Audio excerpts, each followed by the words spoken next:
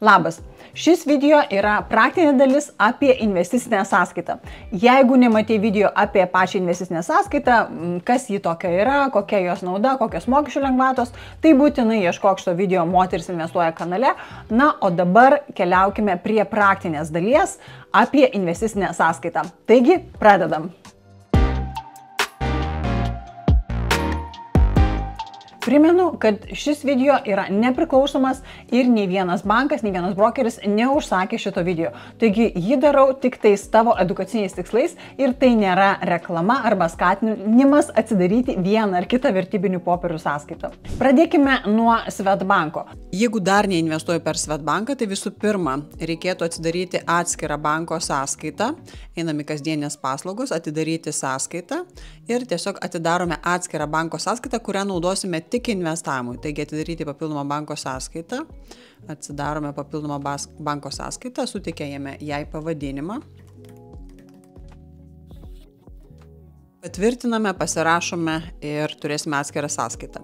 Jeigu tokią atskirą sąskaitą jau turime, tuomet keliaukime čia.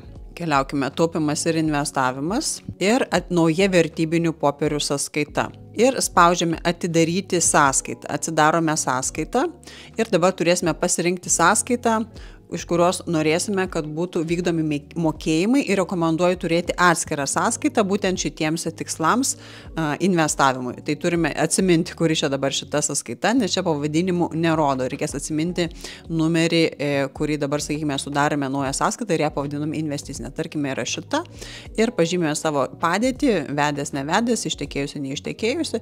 Jeigu esame susituokę, tai tuomet reikės sutuoktinio sutikimo vėliau norint parduoti vertybinius popierius. Ir spaudžiame patvirtinti. Ir tuomet atidarys bankas vertybinių popierių sąskaitą ir susijęs ją su nauja einamąja sąskaita, kurią vėliau galėsime deklaruoti kaip investicinę. Ši dalis yra skirta tiems, kurie jau investuoja per Swedbanką arba planuoja investuoti per Swedbanką.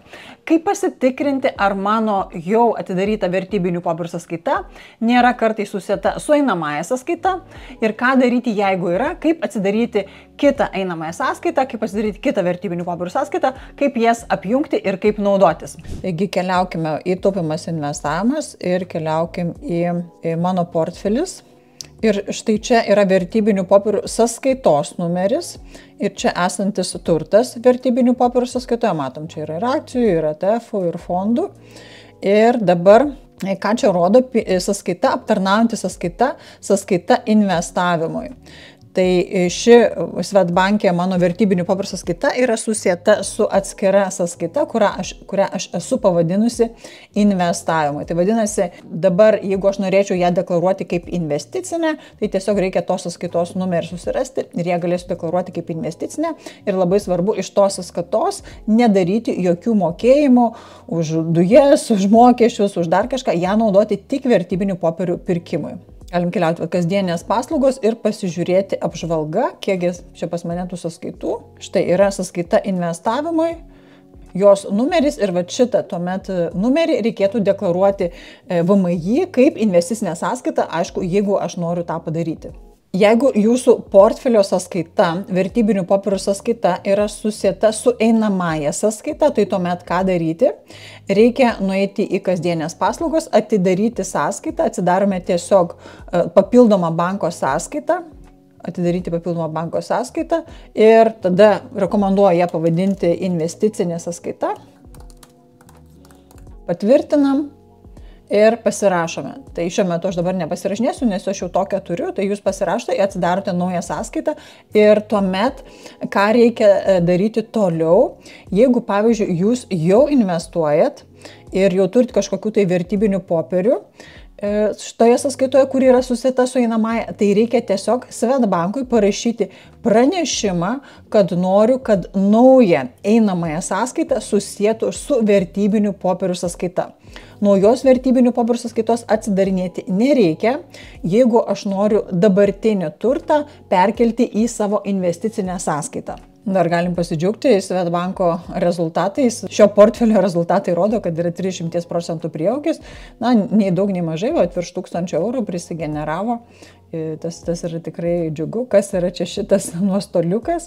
Šitas nuostoliukas yra Baltic Horizon Fund, kurį vis dar laikau, bet Neaišku kam, bet čia yra minus 74% nuostolio. Na ką, nutinka ir taip, gerai, kad čia nedidelė suma buvo investuota, apie 100 eurų, tai 70 eurų prarasta. O dabar keliaukime prie SEB banko ir pasižiūrėkime, kaip ten atrodo investavimas, kur ieškoti tos vertybinių popierių sąskaitos ir ką daryti, jeigu jie yra susieta su einamąja sąskaita. Prisijungėme prie savo SEB banko, keliaujame prie vertybinių popierių sąskaitos.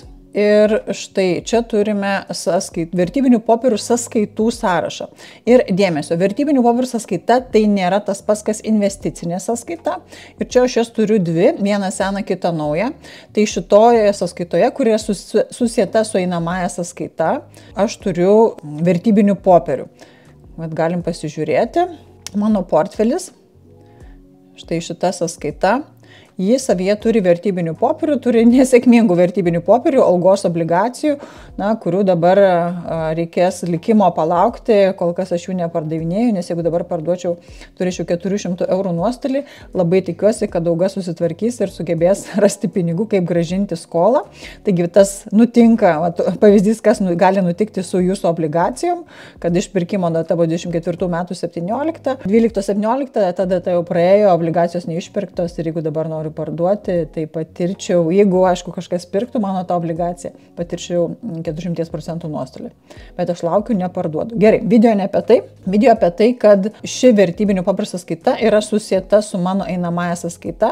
Aš tą patikrinau, dar kartą rodau, nukeliavusi čia, vertybinių popierių sąskaitos ir rodo, kad šita sąskaita yra susieta su einamąja sąskaita, mano einamoji sąskaita būtinybės. Tai dabar ką reikėtų daryti, jeigu norėčiau deklaruoti savo investavimą per vertybinių popierių sąskaitą SEB banko kaip investicinę. Ir tarkim, toje vertybinių popierių sąskaitoje jau yra kažkokie vertybiniai popieriai, fondai, akcijos. Tuomet man reikia keliauti prie sąskaitos ir kortelės, banko sąskaitos ir limitai ir tuomet atidaryti naują sąskaitą.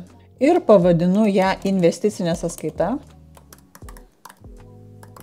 Tuomet spaudžiu tęsti, dabar aš nespausiu tęsti, nes aš jau tokią turiu. Ir kai atsidarome naują einamąją sąskaitą, tuomet reikia parašyti bankui pranešimą, kad mes norime tą naują investicinę sąskaitą, naują einamąją sąskaitą susijęti su dabartinė vertybinių popierių sąskaita, kurioje jau yra ar tai fondų, ar tai obligacijų, ar tai akcijų. Ir tuomet bankas mano vertybinių popierių sąskaitą susijęs su nauja einamąja sąskaita, kurią aš galėsiu deklaruoti kaip investicinę ir ateityje galėsiu deklaruoti kartu su pelnu ir nuostolį, kurį patiriu. Jeigu, pavyzdžiui, norėčiau dabartinių vertybinių popierių neįtraukti į savo investicinę sąskaitą, tai tuomet man reikėtų atsidaryti naują vertybinių popierių sąskaitą ir galėčiau tada ir jas naują sąskaitą susijęti su einamąja sąskaita ir, sakykime, pradėti investuoti nuo nulio, o esamus jau popierius pasilikti prie senos tvarkos. Tai tuomet keliauja vertybiniai popieriai, sąskaitos ir galima atsidaryti naują vertybinių popierių sąskaitą. Atminti reikia vieną, kad bankas negali iš vienos vertybinių popierių sąskaitos perkelti vertybinių popierių į kitą vertybinių popierių sąskaitą. Na ir to daryti nebūtina, aš turiu tiesiog atsidaryti naują einamąją sąskaitą ir ją susijęti su savo vertybinių popierių sąskaita. Keliaukime dabar į SAVI ir pasižiūrėkime, kaip veikia per tarpusavio skolinimo platformą. SAVI sąskaita, SAVI investicinė sąskaita yra susieta su Paysera ir čia pasijungiant gali prašyti patikslinti, su kokia Paysera sąskaita nori, kad būtų susieta, nes, pavyzdžiui, jeigu aš noriu papildyti sąskaitą, mane nukreipia į Paysera ir tuomet aš galiu iš Payseros jau papildyti sąskaitą. Taigi, investuojant per SAVI, svarbu turėti atskirą sąskaitą Payseroje einamiesiems mokėjimams, neinvestavimui.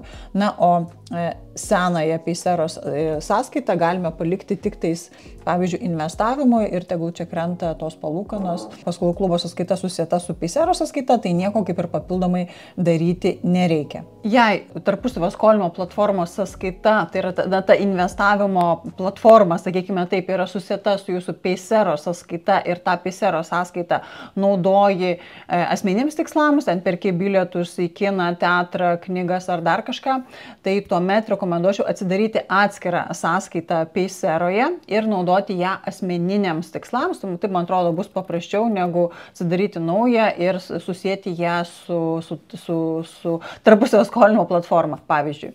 Tai tuomet, kaip atsidaryti naują sąskaitą Payseroje, man pavyko patogiausia per pačią Payseros programėlę, keliauju čia į sąskaitos, pasirenku naują sąskaitą ir tuomet pavadinu ją, pavyzdžiui, nauja asmeniniams reikmėms sąskaita ir tuomet volia, nauja sąskaita atidaryta ir tuomet reiškia, kad aš čia turiu persivesti pinigų iš savo banko, jeigu noriu daryti mokėjimus arba jeigu, tarkim, gaunu kažkokius mokėjimus, asmeninius mokėjimus į Payserą, tai reikia tuomet pakeisti rekvizitus, kad nekristų į tą investicinę sąskaitą.